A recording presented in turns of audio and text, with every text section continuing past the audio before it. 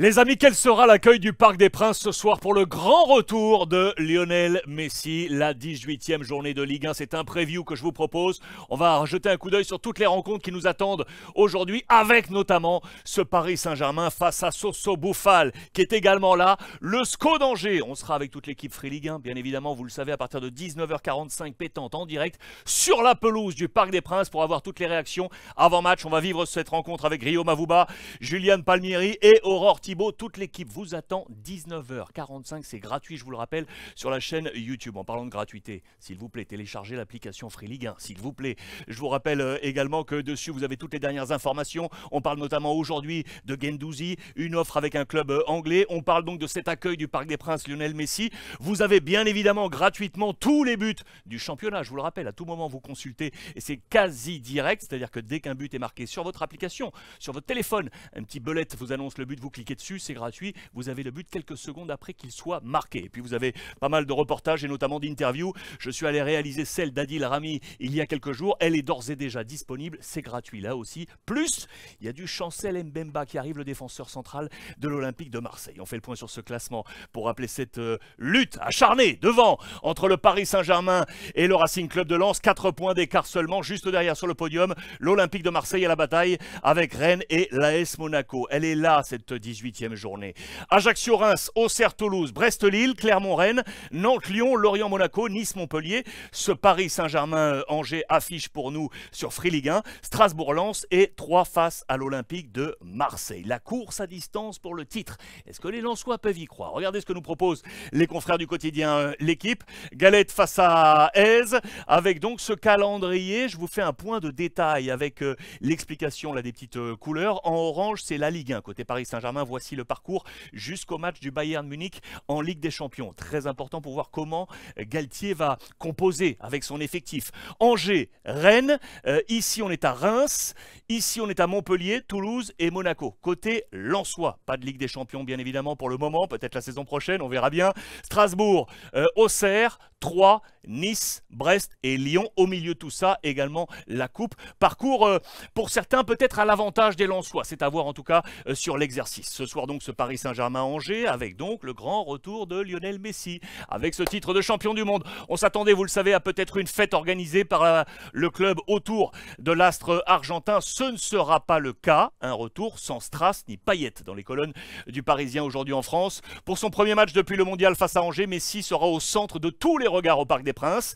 En l'absence de fête organisée par le PSG, il reste à voir quel accueil lui sera réservé. On nous dit que les ultras parisiens comptent rester neutre et on parle également en marge de la rencontre de sa prolongation de contrat. On parle d'une offre mirobolante du Paris Saint-Germain. Kylian Mbappé lui ne sera pas là, Neymar, Messi seront là, pas de Kylian Mbappé qui prend son temps, vous le voyez, vous l'avez vu sur l'ensemble des réseaux, il était à New York, à Marrakech avec le copain Achraf Hakimi qui ne sera pas là non plus, et on a en ligne de mire la réception donc du Bayern Munich. Qui va jouer ce soir? Quel sera le plan probable de Christophe Galtier? On va le voir ensemble. Tout d'abord un éclairage également sur ceux qui pourraient gagner des points en l'absence notamment de Kylian et d'Achraf Hakimi. Alors on a fait le point sur à mi-parcours sur les recrues du Paris Saint-Germain. Quelles sont celles qui auraient gagné des points pour le plan futur de Paris? Eh bien selon les confrères du quotidien L'équipe, seuls deux d'entre eux auraient la possibilité éventuellement de rester.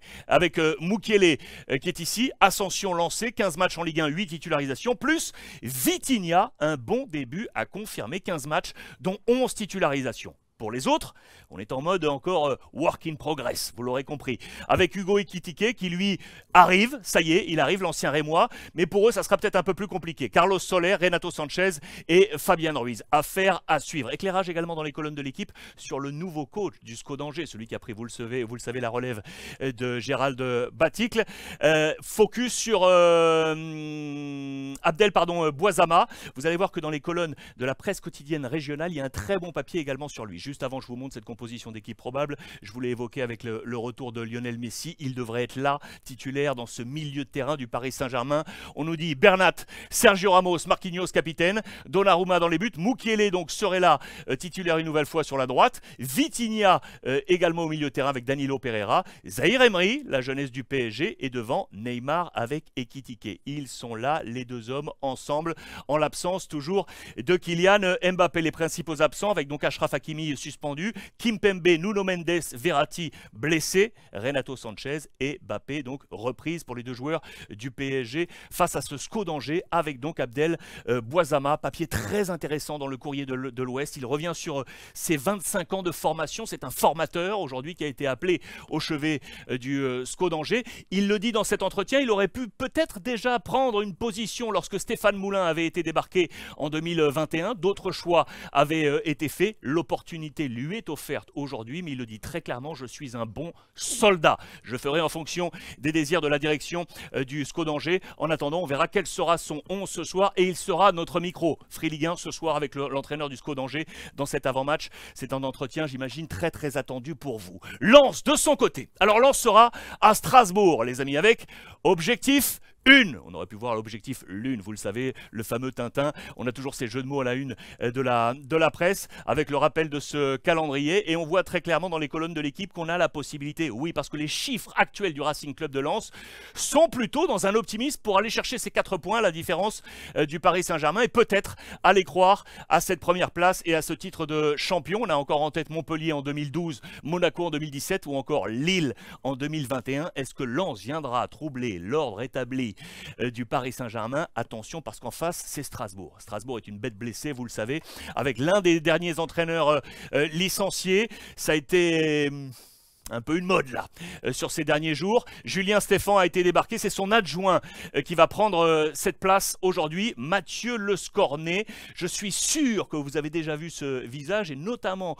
aux côtés de Julien Stéphan. Regardez, je vous ai mis à l'époque rennaise, il était déjà là. L'époque strasbourgeoise, il est là dans l'ombre de Julien Stéphan. C'est lui qui va prendre les rênes de Strasbourg ce soir pour affronter le Dauphin, le Racing Club de Lens. On fait le point sur les autres rencontres. L'Olympique de Marseille sera sur la pelouse de Troyes, les amis, avec là aussi des changements d'entraîneur. Je vous l'ai dit, avec Free Ligue 1, vous parlez de l'information autour de Guendouzi. On nous parle dans les colonnes de l'équipe de la tentation anglaise. Que va faire le milieu de terrain de l'équipe de France? On nous dit qu'un club de Première Ligue serait intéressé. Nos confrères de l'équipe rappellent qu'il était du côté d'Arsenal avec Unai Emery. Unai Emery qui est aujourd'hui à la tête d'Aston Villa. Et il y a peut-être quelque chose. Il y a peut-être quelque chose qui se passe ici à faire à suivre. En attendant, ce soir, Igor Tudor devra recomposer défensivement, comme ce fut le cas durant les dernières périodes. Eric Bailly et Nuno Tavares sont suspendus. Jonathan Klaus est incertain.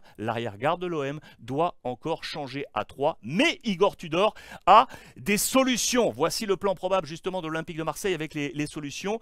Tiens, Chancel Mbemba qui est là, que je salue, qui m'a reçu à Marseille il y a quelques jours. Ce sera l'entretien Free Ligue 1 à découvrir sur l'ensemble des plateformes dans quelques temps. Gigot à ses côtés, Balerdi devant Lopez, milieu de terrain Valentin Rongier et Verretou.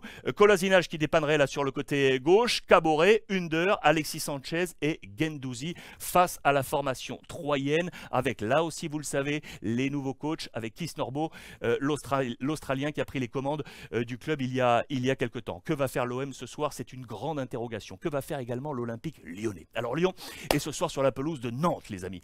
On va suivre l'étoilé.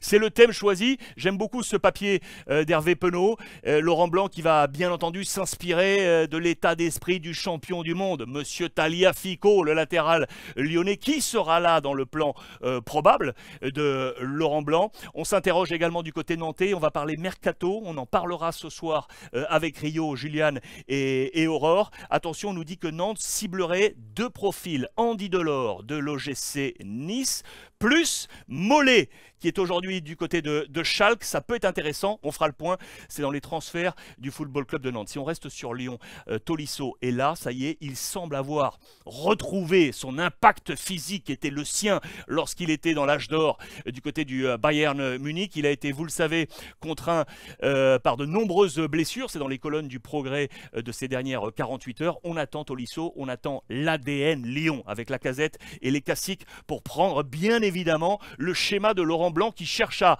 bâtir sur du solide. Et on parle justement de ces Caciques. On parle des Gusto, on parle des Tolisso, on parle des Tagliafico, des Enrique, Toko et Cambi. Ils sont là, vraisemblablement. Ils seront tous là pour le plan de ce soir. On va parler également transfert du côté de l'Olympique lyonnais avec Bruno Chéroux, le maître artificier dans l'organigramme de Jean-Michel Aulas, prise en main de Textor.